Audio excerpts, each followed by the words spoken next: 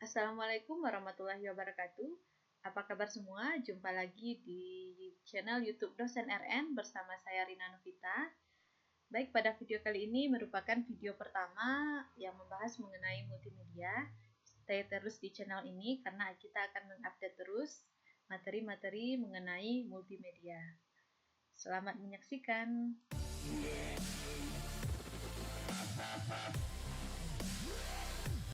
Jangan lupa klik tombol subscribe dan hidupkan loncengnya. Baik, untuk pertama kita akan melihat konsep dasar dari multimedia. Nah, multimedia ini merupakan penggunaan komputer untuk menggabungkan informasi berupa teks, gambar, suara, animasi, atau bahkan video untuk ditampilkan kepada pengguna komputer. Nah, jadi di dalam animasi ini ada penggabungan beberapa unsur ya, baik itu teks dengan gambar, ataupun nanti kita akan gabungkan dengan suara, animasi, ataupun video. Nah, berikutnya ada dua jenis multimedia. Yang pertama adalah multimedia linear atau tetap, dan yang kedua adalah multimedia interaktif. Pada multimedia linear atau tetap, pengguna tidak dapat mengendalikan atau memainkan elemen-elemen multimedia yang tersedia. Nah, contohnya adalah pada saat kita menonton televisi, karena apa yang disajikan oleh yang ada di layar, kita hanya bisa menikmati. Berikutnya adalah multimedia interaktif, yaitu dapat kita kendalikan. Nah, karena pengguna diberikan fasilitas kontrol agar multimedia dapat berubah sesuai dengan keinginan. Contoh dari multimedia interaktif ini adalah pada pembuatan multimedia pembelajaran interaktif, games, dan aplikasi pada komputer. Seseorang atau sekelompok orang yang merancang dan membangun sebuah multimedia disebut multimedia developer. Tujuan dasar dari pembuatan multimedia adalah yang pertama adalah untuk meningkatkan efektivitas penyampaian informasi. Informasi disampaikan dengan menggunakan penggabungan dari teks, gambar, sehingga ini menjadi lebih menarik dan akan lebih efektif. Yang kedua adalah mendorong partisipasi, eksploitasi, dan interaksi pemakai. Yang ketiga, merancang panca indera karena bersifat visual. Dan tujuan yang terakhir adalah memberikan kemudahan pemakaian. Nah, inilah tujuan dasar dari multimedia.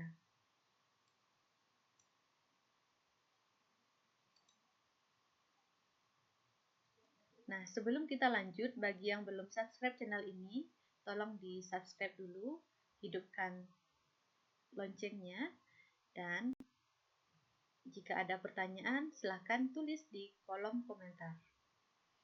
Nah, berikutnya kita akan lihat elemen-elemen yang terdapat di dalam multimedia. Yang pertama adalah teks.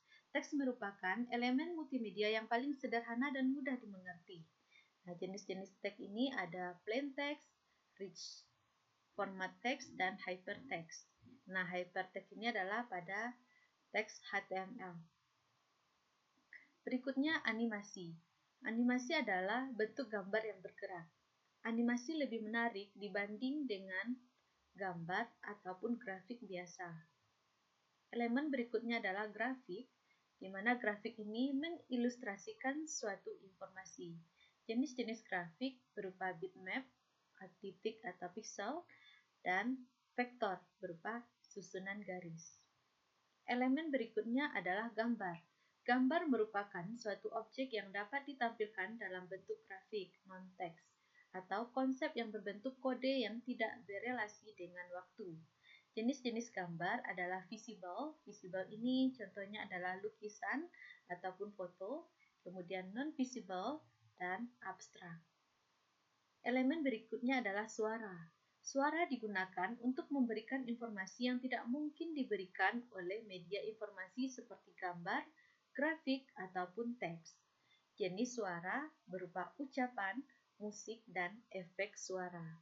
Format pada suara bisa dibedakan menjadi dua, yaitu MIDI untuk instrumen dan WAV untuk suara. Dan elemen yang terakhir adalah video. Video seperti layaknya animasi, namun video lebih cenderung pada hasil karya dari adegan dunia nyata yang direkam secara langsung. Video menyuguhkan informasi lebih lengkap dan menarik. Berikutnya, hasil dari multimedia. Penggabungan dari teks dan gambar akan menghasilkan logo dan ikon, desain kaos, desain spanduk, banner, baliho, cover majalah, dan poster. Sedangkan hasil dari animasi yang dikombinasikan dengan suara dan video akan menghasilkan produk animasi, media pembelajaran interaktif, dan game.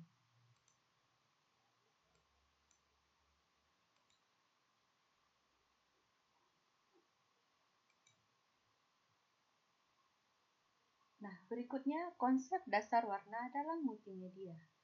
Ada dua jenis konsep warna. Yang pertama RGB, red, green, dan blue. Warna RGB difungsikan untuk tampilan di monitor komputer karena warna latar belakang komputer adalah hitam. Baik, berikutnya konsep dasar warna yang kedua yaitu CMYK, cyan, magenta, yellow, dan black adalah bagian dari model pewarnaan yang sering dipergunakan dalam percetakan berwarna. Nah, kita lanjutkan.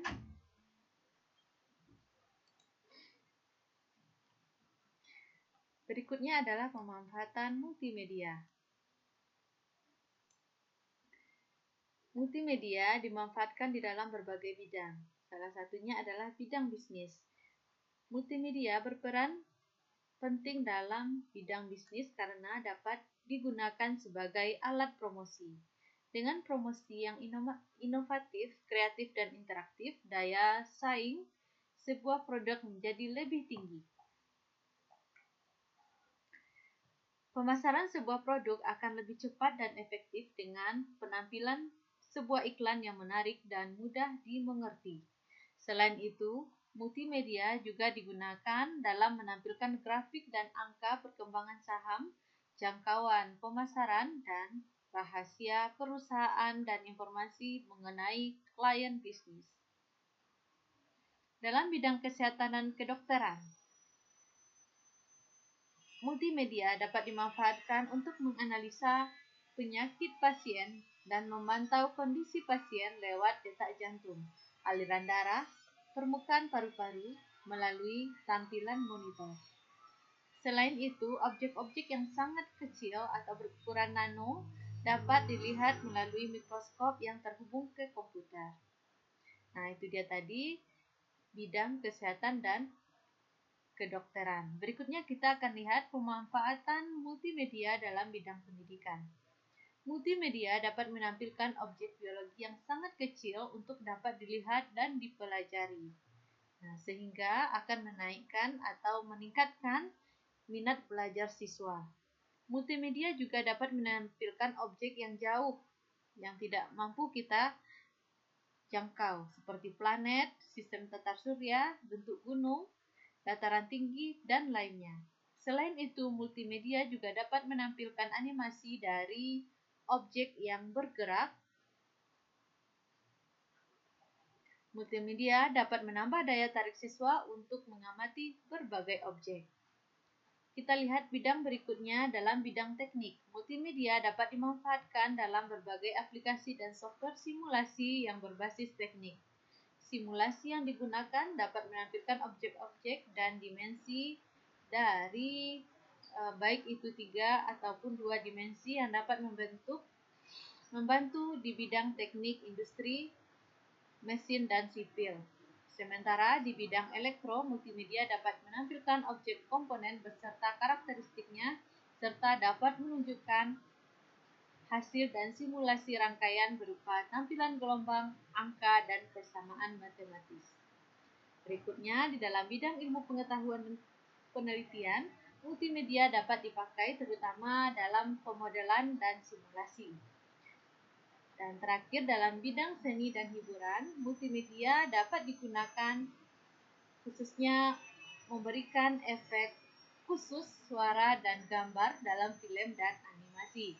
Multimedia juga dimanfaatkan pada aplikasi dan game.